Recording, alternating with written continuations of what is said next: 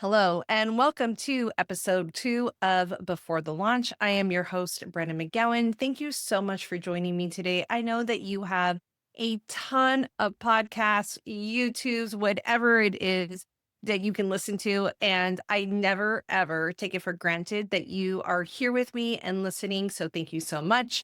And this is the podcast where we talk about the behind the scenes, give you an honest viewpoint, and give you some smart strategies on the most important part of your launch, which is actually what happens before you launch, the pre launch. And that's what we're going to talk about today, because the definition of pre launch in the online business world is sometimes different than what my definition is. And that's the thing that we're going to talk about today. So, what exactly is a pre launch?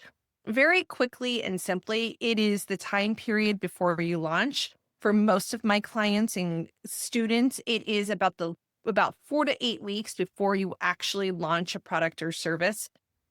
Just so we're clear, this could be a launch of a brand new product or service, or this could be the launch of something that you've already sold in the past, but that you are opening and doing a promotional period.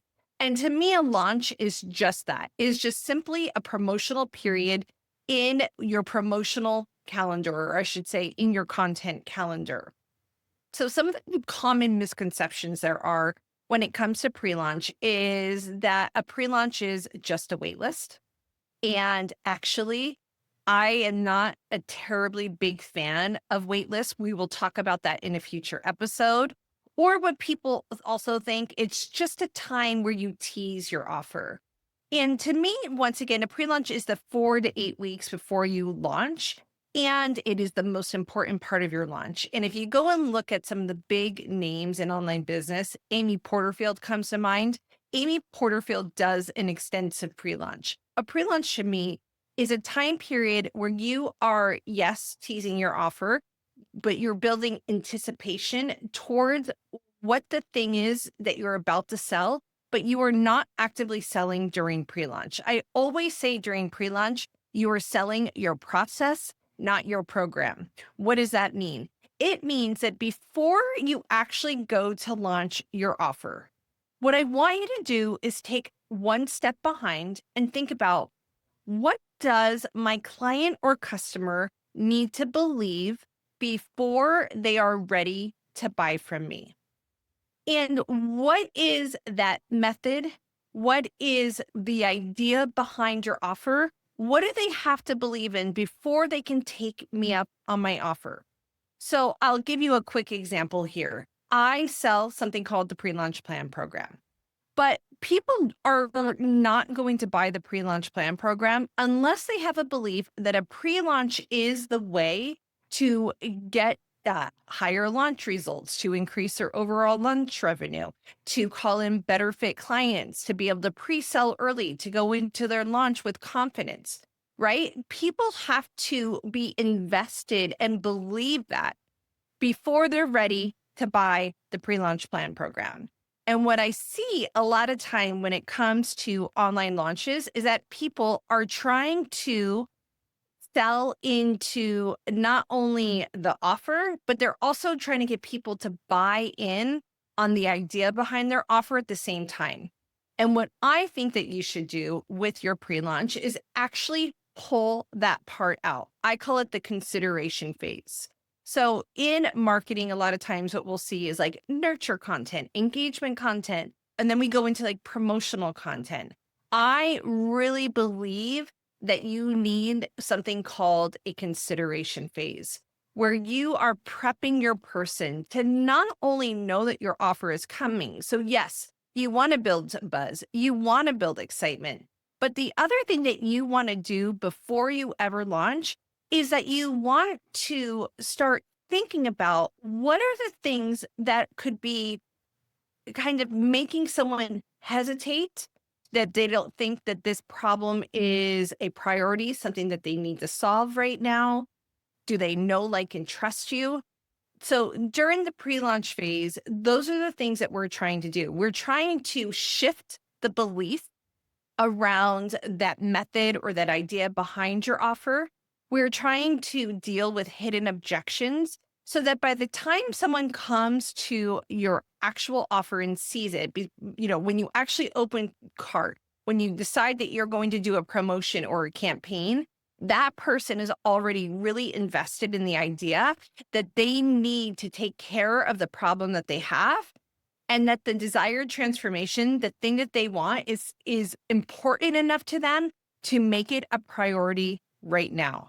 And what I said is really important, because if you skip over this phase, what ends up happening is you spend a lot of time in your launch feeling like you're trying to convince people, instead of trying to, during your launch, give someone the option of whether or not they want to choose you, or if they want to take you up on the offer that they have for the problem that they already know they have and want to solve.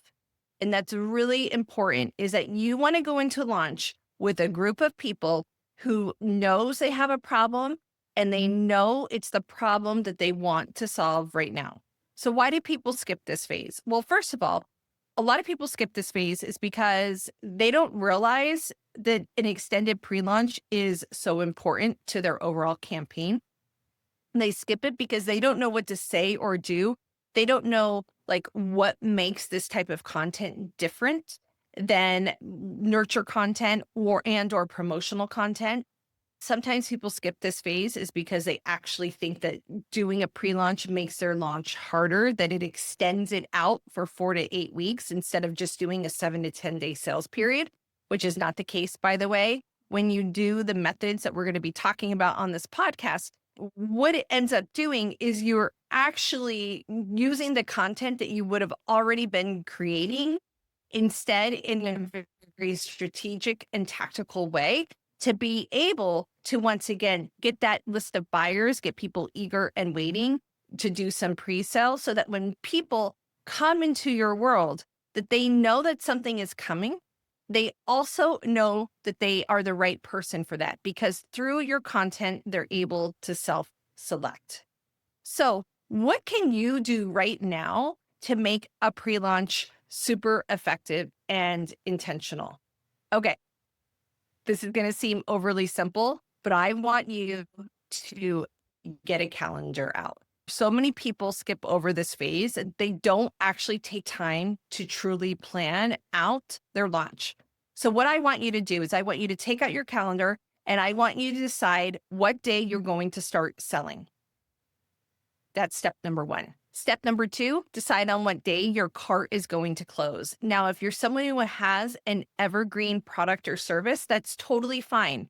I want you to think about this as you're going to be doing some type of special promotional period during this phase. So what day is your cart opening? What day is your cart closing? Then I want you to back up at least 4 weeks. And this is when your pre-launch is going to start. And quite honestly, I would really love for you to back up 6 weeks in a perfect world. So back up 6 weeks. That is the beginning of your pre-launch. Then I want you to decide, are you doing a promotional launch event? Are you doing a webinar? Are you doing a challenge? If you are, I want you to go back to the date that you're starting your promotion, the date you're opening cart, and I want you to go back at least 7 days.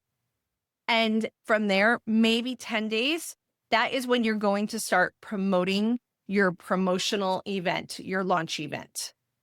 So just so we're clear here, what you're going to do is you're going to decide what day your cart is going to open, what day your cart is going to close. Then you're going to decide, are you doing a launch event? Some people do launch events like webinars. Some people don't. You can choose what feels good to you, what you think your clients and customers need before they're ready to buy. And then I want you to back up from that point at least 4 or 5 weeks. That is the beginning of your pre-launch. Now that you have that, I want you to hang tight, because in episode 3, we're going to talk about, okay, now that we have this pre-launch that we're starting, what type of content are we putting into pre-launch? The best thing that you can do right now is get out a calendar, start planning your next launch, And also, when you're planning your launch, actually look at, if you have kids, look at their school calendar. Think about holidays. Think about holidays in other parts of the world, right? If I'm in the US and I have a lot of Canadian clients, so I need to think about, are there big holidays in Canada that I need to know about that are going to be important around my launch process? Go ahead, get the calendar started, because that is what a pre launch is going to start with. It's going to start with knowing when and where you're going to start doing this promotional pre-launch content. And then next week, we'll talk about, okay, now that we've backed up 5 or 6 weeks, what type of content actually goes into this plan? So can't wait to see you for episode 3 next week.